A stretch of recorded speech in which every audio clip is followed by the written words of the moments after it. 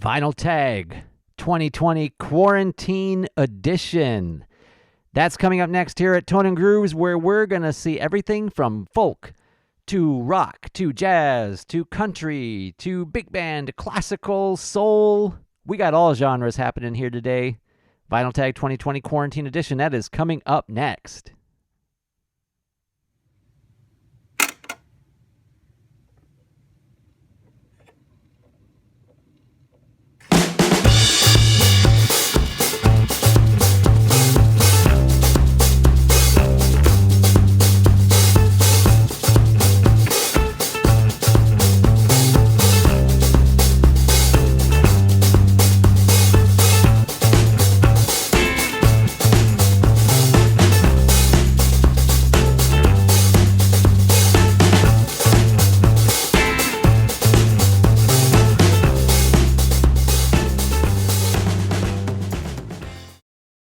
Hello, vinyl community, music lovers, and anyone else who just happened to stumble upon this video. Welcome to Tone and Grooves.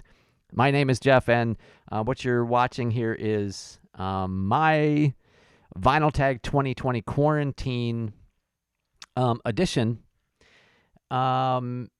Yeah, I just thought I would dive into this. Lots of interesting questions. Some of them have been, asked and answered before in other Vinyl Tag videos and other threads and whatnot. But still, kind of cool to answer those questions again and maybe come at some of them from a different perspective or different point of view. And it's my day off, and I've got time, and I've been listening to lots of music, and yeah. So let's dive into this. Been talking for a couple minutes already and no music.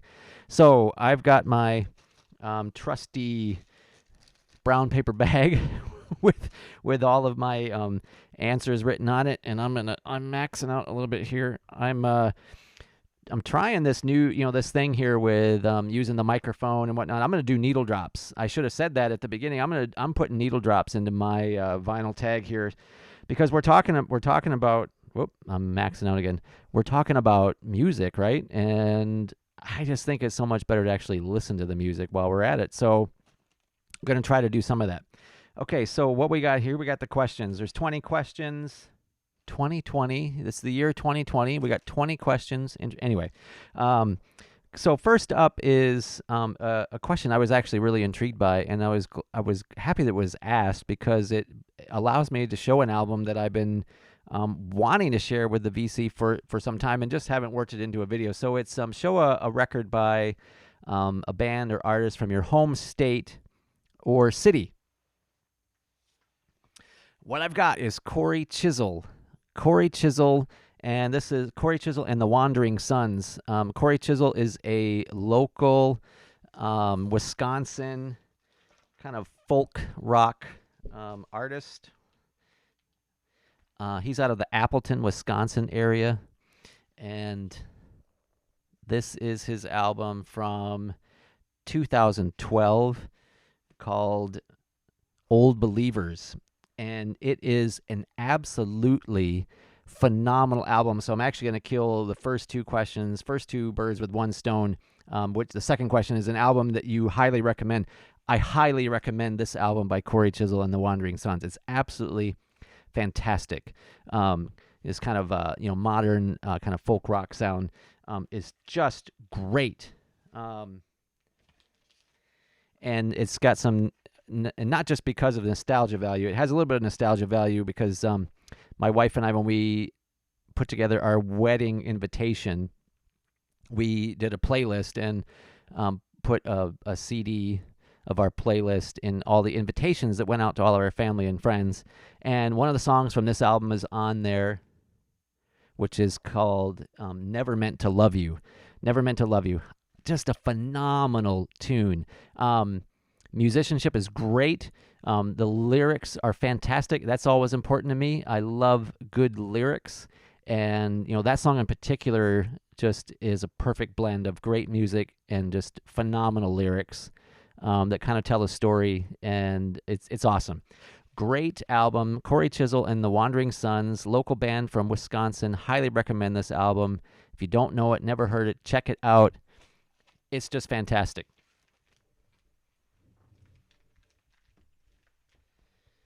All right. What's coming up next here? Next question. So that was question 1 and 2. Number 3 is a tip for beginners. And I watched Noble Records video. I think it was a tip for beginning record collectors, I think, is how that question was intended. I would say, I was thinking about this. I got kind of a two-part answer. I would say, a word of a tip or a word of advice that I would give for collectors is new collectors, beginning collectors, think about what you want to collect when it comes to vinyl records or just music in general.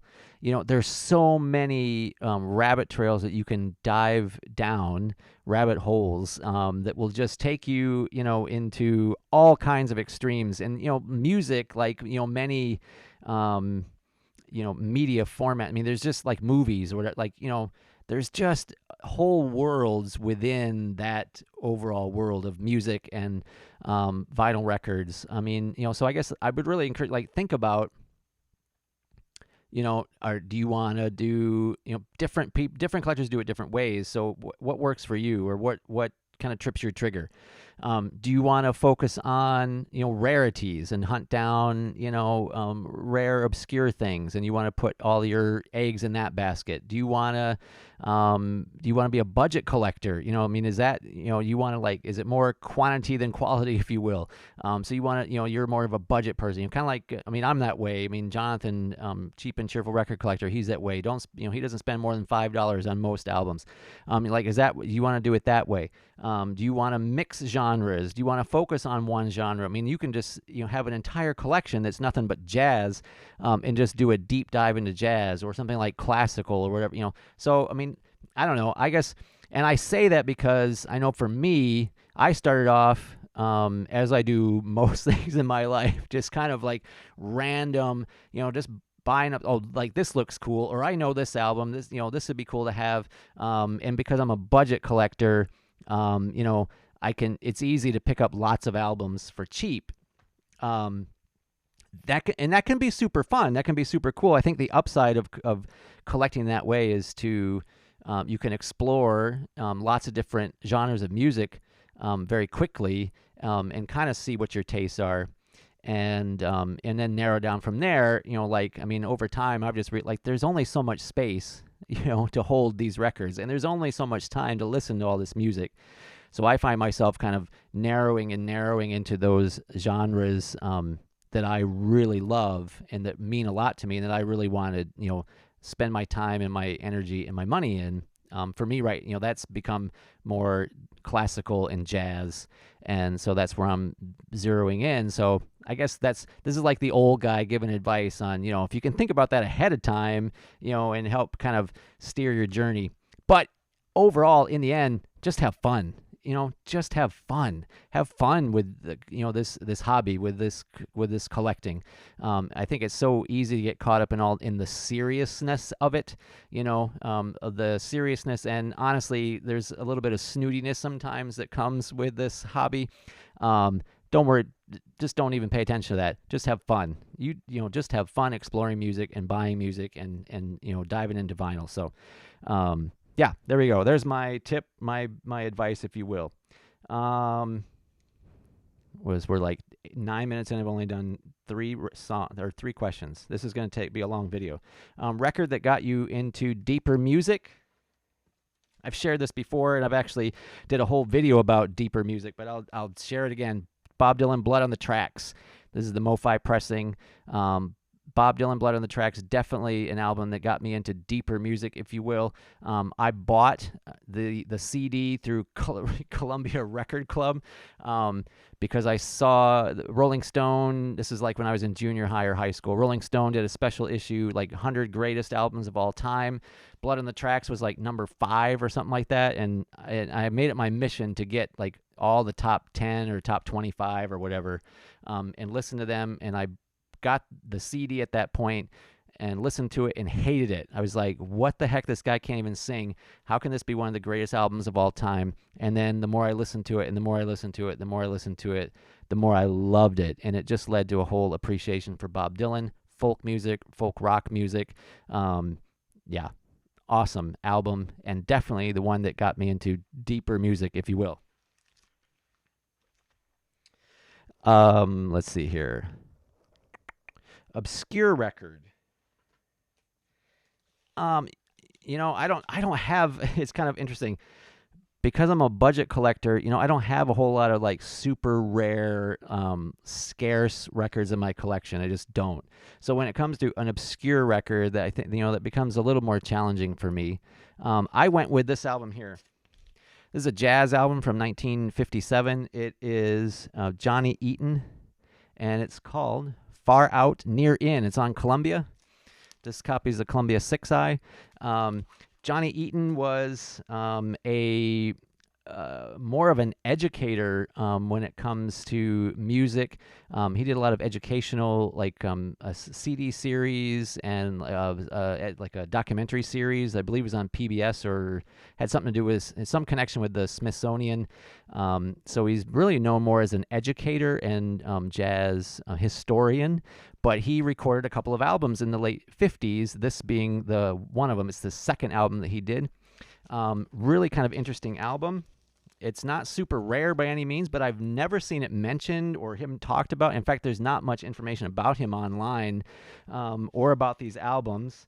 I found this in a budget thing. I was doing some digging on Discogs, and a seller had a deal on his $1 and $2 records, buy two, get one free. And so I was looking for other $2 records so I could get one for free. And this came up, and I've never heard of this, but I'm going to give it a whirl. And it's actually really good. I was surprised to discover when it arrived at my house that this guy called Herbert Mann plays the flute. Herbie Mann plays on this album in 1957. This one I'm going to try to give a little spin and listen to.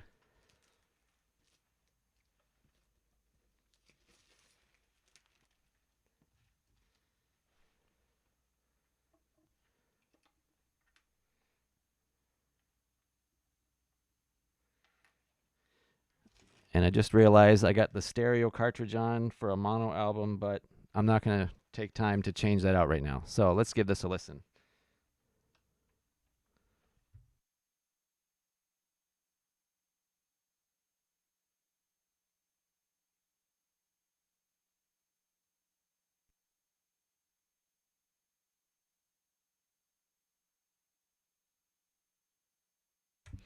I got to control the right controls on the board here. Now we can hear it.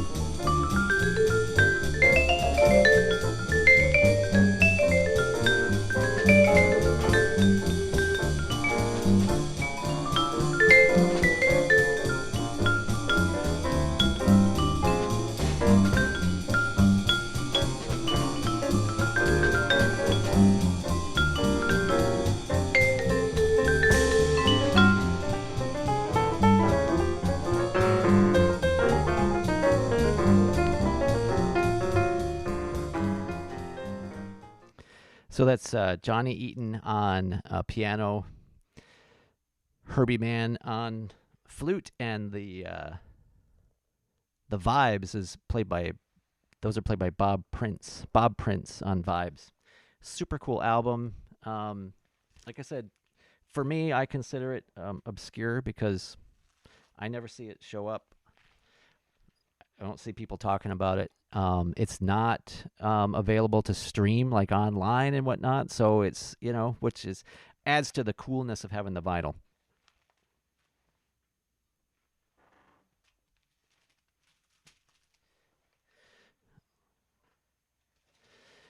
Okay, next question. A group or artist that you collect all their stuff. Um, that's a pretty easy one for me. That is, I definitely have to go with Prince on that. Big Prince fan. I collect, I mean, I'm not I mean, I've seen other Prince collectors. Their videos are on YouTube. You can check them out. People who collect every single 45, every single 12-inch single, every like from around the world and whatnot. Whether whether the music is duplicated or not, I don't collect that way with Prince, but I do. Try to. I mean, I've obviously got all of his albums, and I try to get all of his songs and all the different dance mixes and remixes and all of that. And that extends even into songs that he has written for other artists, which is like you could do a whole hobby just in that. This is an album by Deborah Allen. This is on RCA. I was looking for a year, but I don't see a year. 80s. I'm guessing 1987. 1987. This is her album called Telepathy. And you'll see on the back here it says, produced by Greg Matheson, except Telepathy, produced by Joey Coco.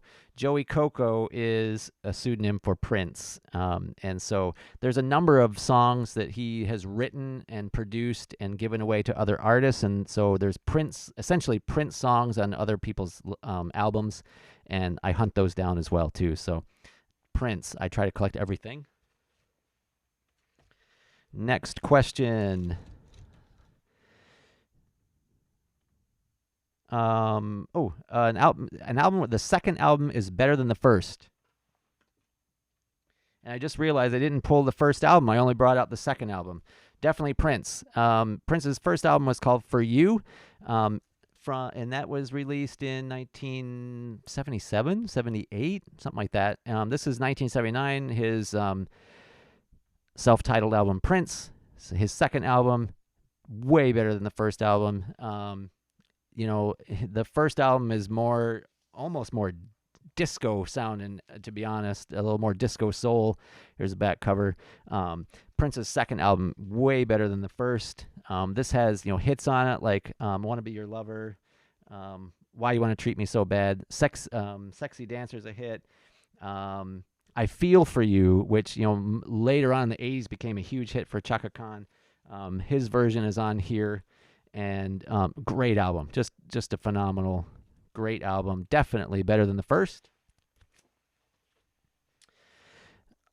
Let's see. Whack-A-Mole. The Whack-A-Mole is next. I recorded that separately down in the basement where all the shelves are, where all the record shelves are. So we're gonna go to that clip now. Okay. Oh, we're rolling. Whack-A-Mole. First time ever. First Whack-A-Mole ever. Never done a Whack-A-Mole before. Not exactly sure how it's going to be completely random because, like Mazzy says, I know where stuff is generally, or at least genres. But anyway, we'll see how this goes. One cannot do a Whack-A-Mole without a hat. Now we're ready. Whack-A-Mole. Let's do it. I'm going to close my eyes. I'm going to go backwards. Whoa, it was a lot closer than I thought. Let's see. Which way should we go? Eeny, meeny, miny, mo. Let's go here. What is this? Duran Duran. Oh, man, that's hilarious. Duran Duran. Rio. I mean, this is like nostalgia from my junior high days. Actually, I mean, whoa, if you're going to have one Duran Duran record, I mean, if you don't know Duran Duran, 80s kind of, boy band, I remember the junior high girls just being head over heels in love with the guys from Duran Duran. I don't even remember their names, but this is a good album. I remember I picked this up at a Half Price Books for like 50 cents or a dollar. It's got the classics on here. Rio, Hungry Like the Wolf. Hungry Like the Wolf is on here. So kind of classic. When was this from? 1980, 1982. 80s pop rock. Duran Duran. Good album. So, I mean, if you like 80s, pick it up. I don't know how cheap they are now. Seems like everything is going up in price. Stuff that you used to be able to get for $1.50 is now, bigger money. So anyway, I don't know what Rio goes for now, but check it out. Seems to me, now that I'm on this, seems to me that when I was looking into this at one point, something came up online that there is actually different versions of this album. One of the songs, I want to say, is "Hungry Like the Wolf." There's a pressing of this album, or an issue of this album that has a longer version of the song. I'm pretty sure it was "Hungry Like a Wolf." And I think I have the shorter one because mine's only 3 minutes and 40 seconds. So someone have to correct me on that and let me know if I'm right or wrong about that. But it seems to me that was the case. So apparently I think there's 2 versions of this with different length track. So anyway, check it out. Duran Duran, fun whack-a-mole.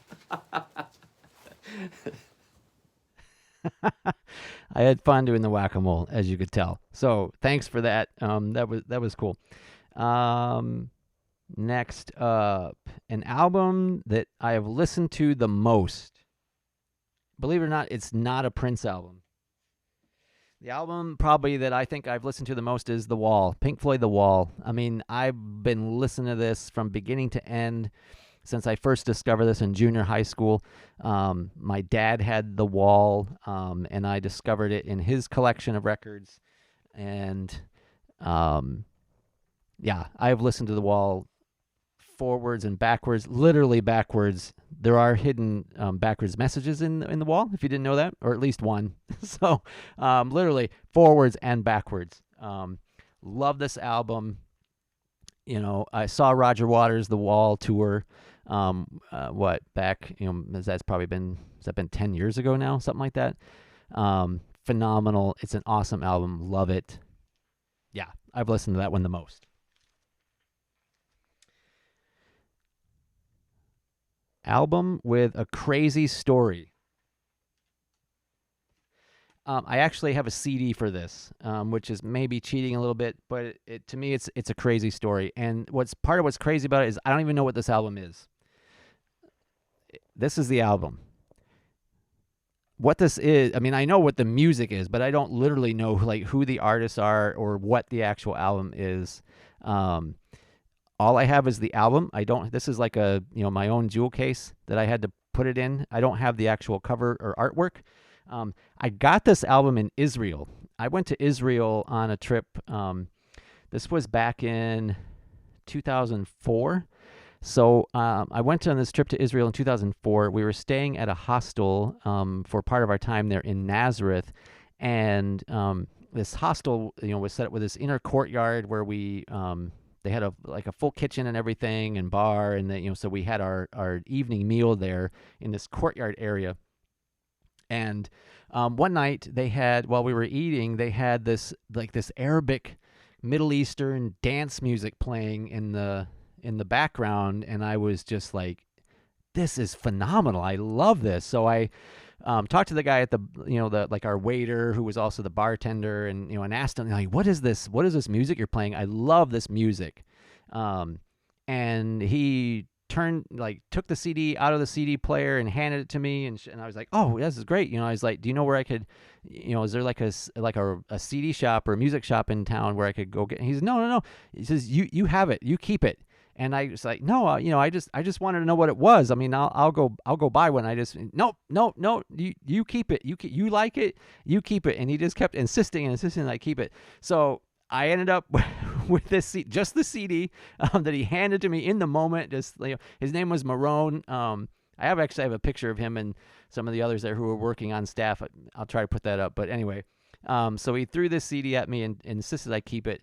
And I've had it to this day. I love it. It's like this, like I said, this kind of Arabic dance music, kind of Middle Eastern dance music. I'm going to give you a little sample here if I can get my CD player going. Just phenomenal.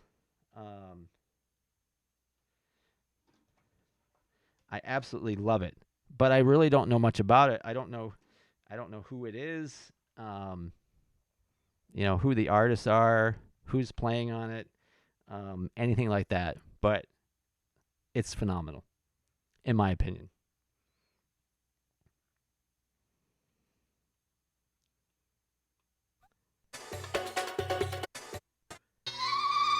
Here we go.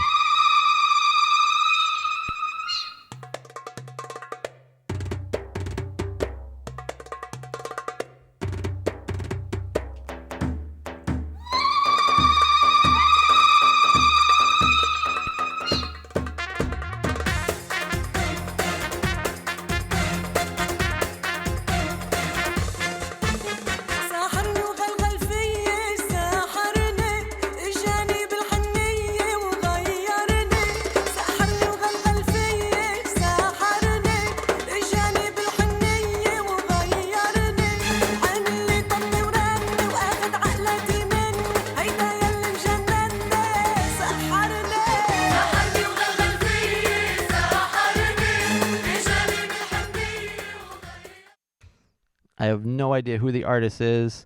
I don't know what they're singing about.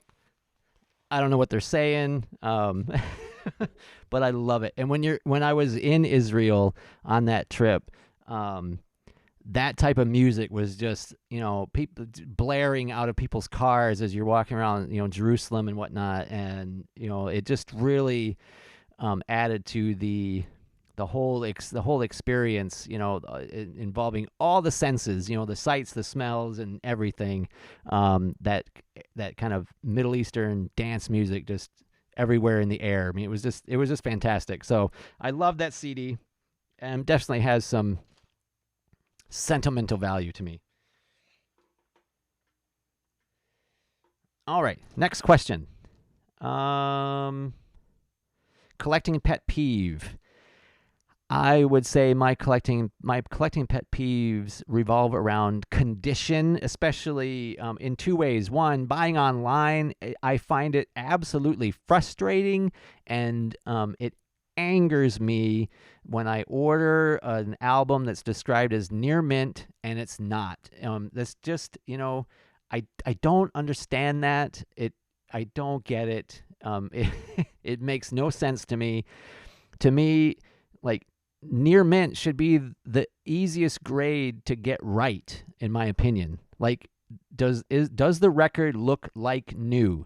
Does it have, if it does, i.e., it has no scratches, no blemishes, no scuffs, no spindle hole wear, no nothing. It looks like a new record. Then it's near mint. If it doesn't look like that, then it's not near mint. It's something else. It's something else, but it's definitely not near mint. And I don't understand why that gets, messed up so often. It's absolutely frustrating to me. And as I do, I've been doing these videos where I unbox and do a review of online sellers, and I always, when I do that, I always try to order at least one or two records that they've graded as near mint, because to me, that is a sign, like, if their near mint records are near mint, okay, now we can talk about whether I'm going to trust this seller or not. But if you can't get near mint right, then you can't get anything else right, in my opinion. And I guess the other side of that too is, with just condition, I find it frustrating too I love supporting local record stores, and I enjoy nothing more than going out and hunting for records, digging in crates, going to record stores. So I love supporting the local record stores. I absolutely love that and endorse that wholeheartedly.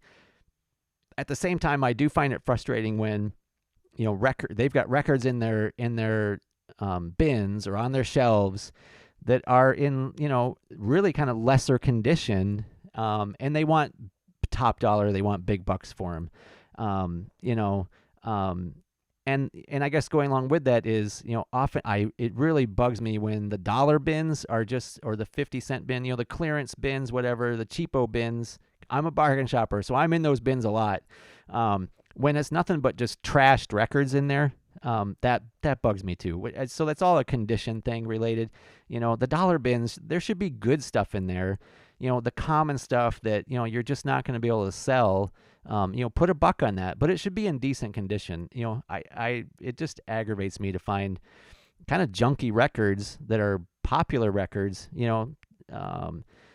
but they want big money for them, or just garbage in the dollar bins that's not even worth, you wouldn't even play that on your turntable. It's not even worth $1. So anyway, condition. That is a pet peeve for me. Album or genre people would be surprised that you like. Would we be surprised by anything in the vinyl community? There's so many genres and we're into so many things. I don't know that it would surprise any of us that someone is into whatever. But I picked, and I've kind of given away a little bit, but I dig, belly dance, Middle Eastern, Arabic, like this album here. This is, I'm assuming this is how you pronounce it, Esen Engen.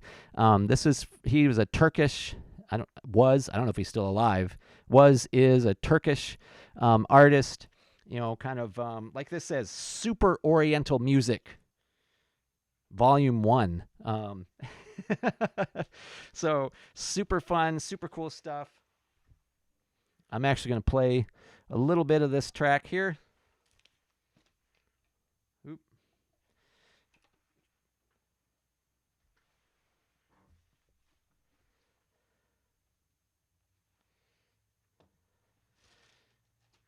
I'm going to get it right this time. All right. Great stuff.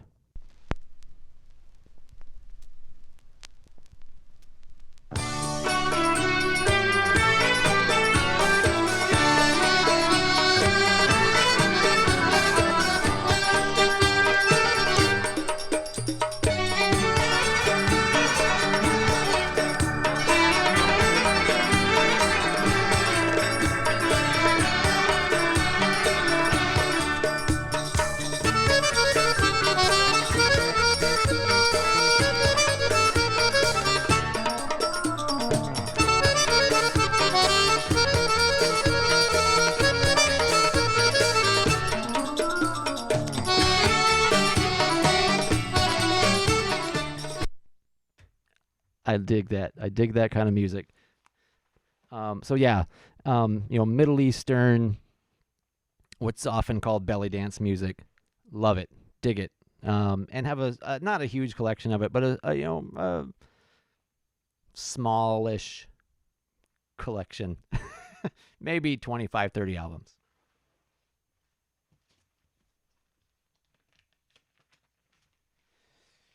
Okay, what's up next? Next question. A record released the year you were born. 1971. I went with Steel Eye Span. Steel Eye Span. This is an album called Pleased to See the King.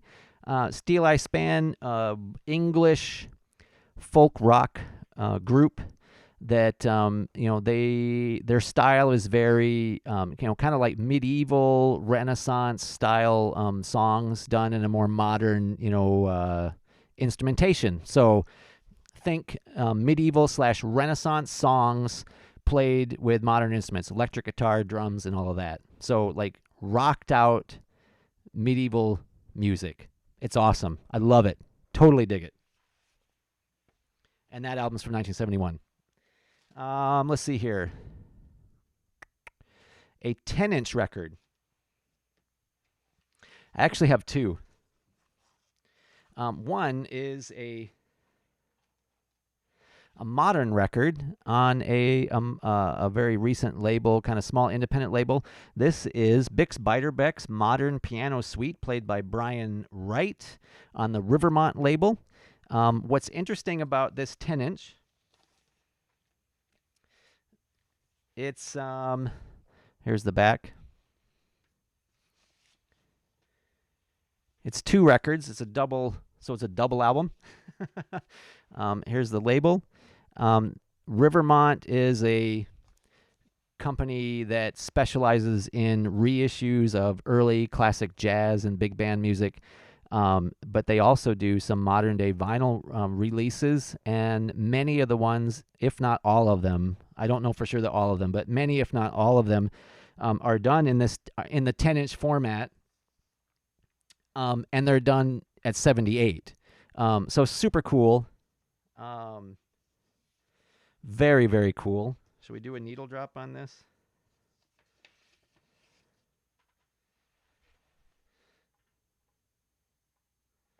So now, as they point out on their record jackets and sleeves, don't play these with on an old wind-up Victrola with a steel needle. These are modern-day records meant to be played on modern-day equipment, although they are 78s.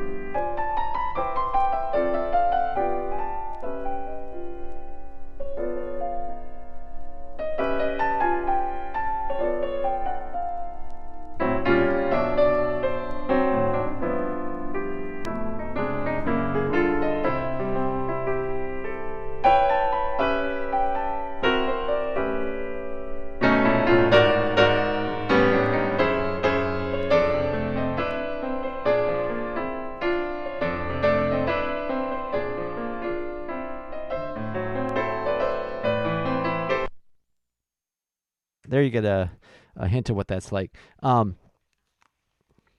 think it was Dylan who asked, what's kind of your take or your feeling about 10-inch records. Yeah, when it comes to modern day releases, in general, it's kind of like, in my opinion, like, what's the point? Like, why?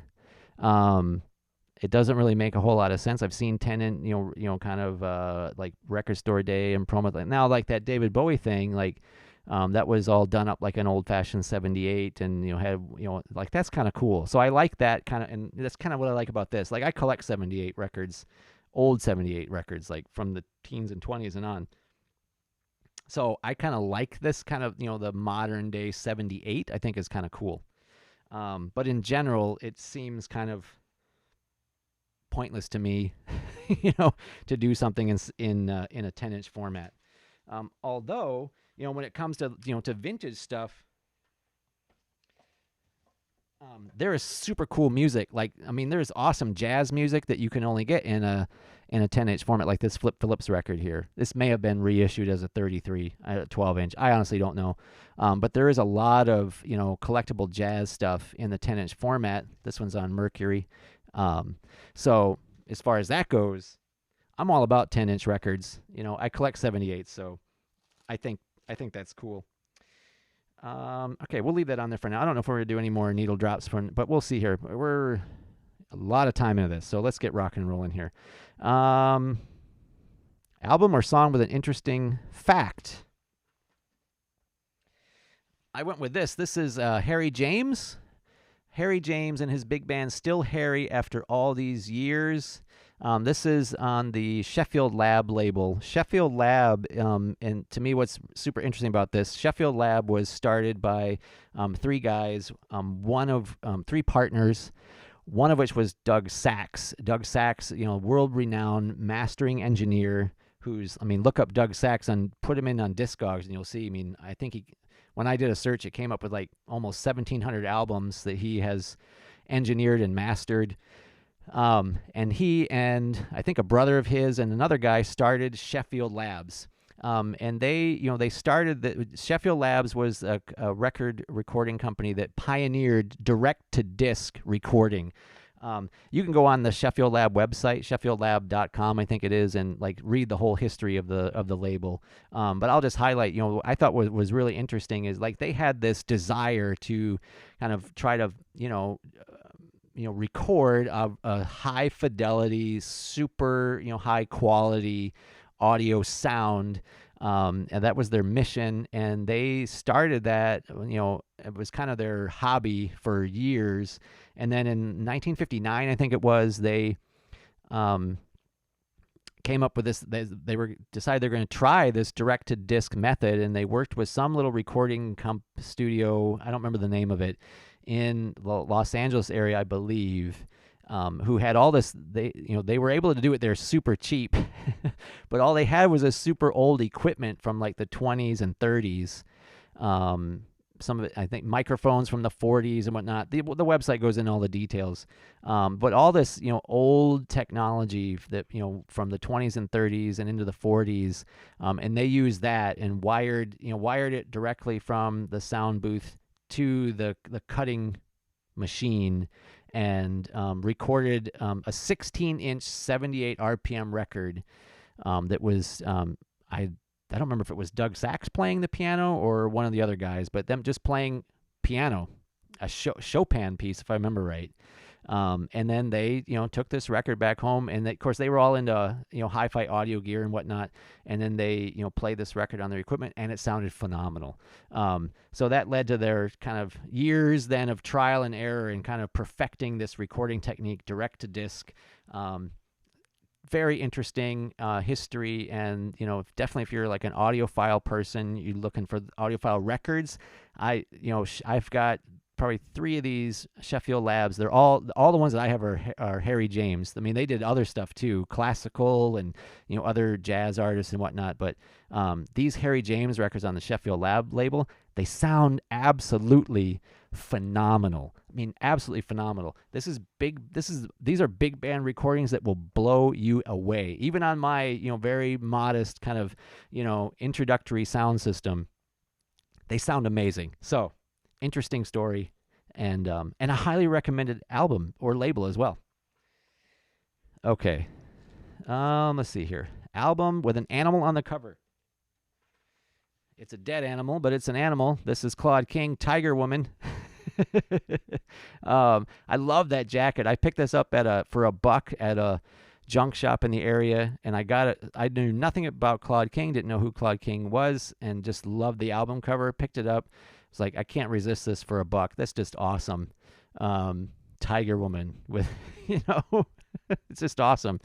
Made me think of Maneater, Hall & Oates. But anyway, and it's a country album.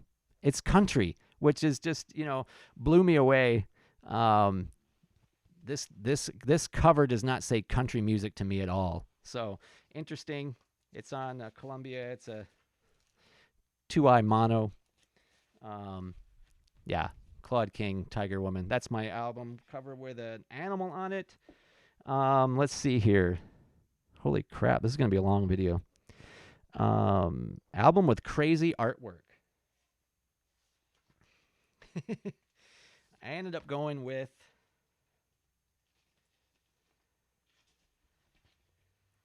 Sammy Davis Jr., Something for Everyone. Something for Everyone. This is recorded in 1969, released 1970. It's on Motown, and it's got this, what I think is just crazy. I mean, it's kind of super cool, but it's really kind of crazy, this artwork. I was reading online, some of the story was that, this was like his first and last album for Motown. It did not go over well, did not sell well. Sounds like the whole production of it was just irritating to the people at Motown.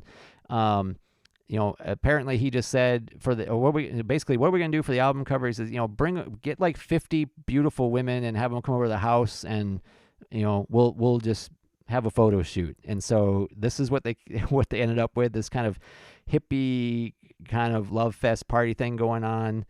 It's just got really crazy, what is up, this girl up here with a bucket, what is that? On the inside, in the gatefold, you've got, I was reading online, here's Sammy Davis giving a what he was actually doing in that picture is giving this girl a joint, which they had to airbrush out because they couldn't put that in the picture. You got on the gatefold here, Sammy's holding that bust of, it looks like Abraham Lincoln, maybe. Not sure what, really just not sure. On the back, you got more of this, now they're outside, this kind of big party scene. You got the guy at the top of looks like a swing set, holding a sword and making the peace sign. Just crazy elements going on. That to me is crazy album artwork. All right, we're down to the last three. A really good album available for cheap. There's lots of those. I'm a budget collector, so there's lots of those. But what I ended up going with is Sean Phillips' Second Contribution. I see this in just about every 50 cent or dollar bin that I dig through. And I saw it so often. It's on A&M. I saw it so often, over and over and over again. It's a gatefold. I saw it over and over and over again and became just so intrigued with it. I'm like, this, I see this every dollar bin I dig through. I got to know what this is like. So eventually ended up picking up a copy. It's definitely not a perfect album. Some of the music's kind of dated, but Sean Phillips, I've really become kind of a Sean Phillips fan. He's not real well known. People don't talk about him very much. He's got a mixed style of, kind of definitely singer-songwriter. But, his albums usually incorporate lots of different genres, from like folk rock to kind of psychedelic type, like Pink, and stuff on here just reminds me of, like chord structures and whatnot, and the instrumentation, reminds me a lot of early Pink Floyd, like, 60s, early 70s Pink Floyd. So it's really kind of a mix of different genres. The first 3 or 4 songs on here just run one right into another, like movements, and it's super cool. So definitely recommend that, especially if you can pick it up for 50 cents or $1. Okay, I'm moving the record because I am going to try to do another needle drop. So the next question is an album.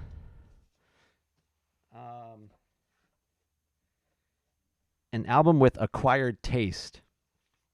And I went with this Barrio Symphony with the New Swingle Singers and the National Orchestra of France. This is on the Arado label. So this is classical. This is like avant-garde classical.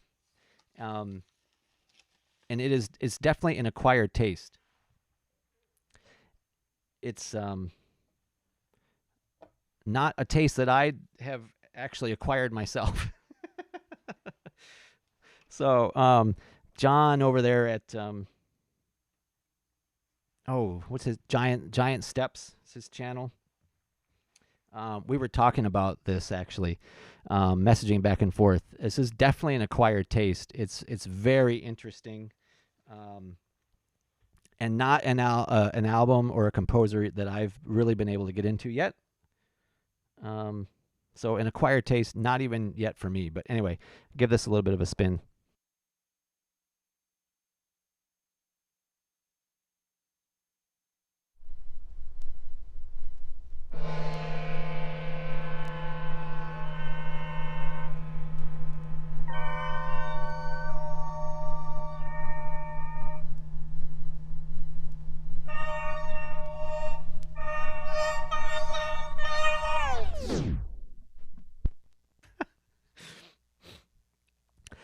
I still have it on 78. You thought that was really wild and weird, didn't you? All right. Let's get the speed right. For crying out loud, Jeff. Come on, get with the program. Okay. Now we got it on 33.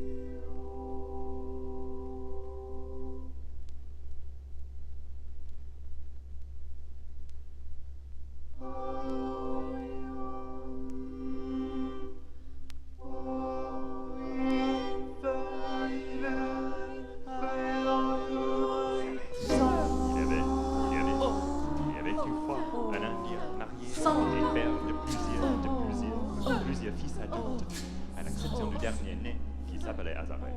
Un jour, c'est Indien de la chasse. Les frères, les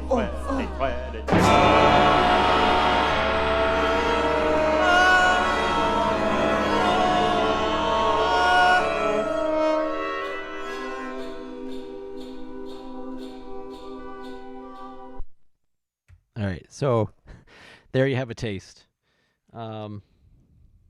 It's weird. It's out there, and not a taste that I have acquired yet. So,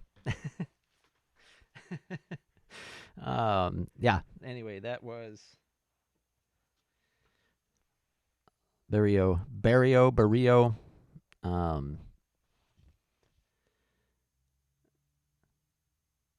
Anyway, yeah, there you have it. And the last question, finally, oh my gosh, is most recent find. My two most recent finds, the last albums that I picked up in the wild before the whole corona pandemic thing. One is got them both at the same store, junk store here in the area. First is a kind of a bluegrass on the Folkways label. This is Rufus Crisp, recorded by Margot Mayo and Stuart Jameson at Allen, Kentucky in 1946. Super cool. I mean, it's just super cool. Rufus Crisp, who was a local musician in Kentucky, and it's got this cool booklet with all the information about the recording, the songs, but Rufus's life, and a little bit of genealogy and all of that. I mean, it's really cool. Banjo, picking and grinning, old style, old Americana kind of, music, hillbilly, if you want to use that term, music, bluegrass, awesome stuff. And the other one that I picked up at the same store at the same time was this promo copy of Frank Sinatra and Count Basie, Sinatra at the Sands, arranged by Quincy Jones, promo only, not for sale, in absolutely beautiful condition.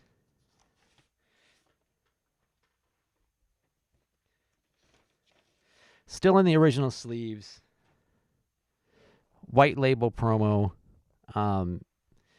Almost near mint. It's got got some of those kind of very light, faint surface marks that I think come from being kept in these paper sleeves for 30, 40 years or whatever.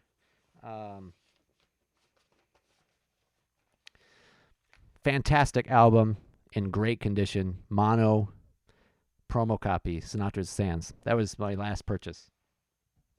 That's it. Super long video, probably like an hour. If you are still watching, thank you so much for watching. Thanks for tuning in. Thanks for listening. Thanks for hanging out and doing this with me. Subscribe if you like. Always appreciated, but never expected. And until next time, stay in the groove.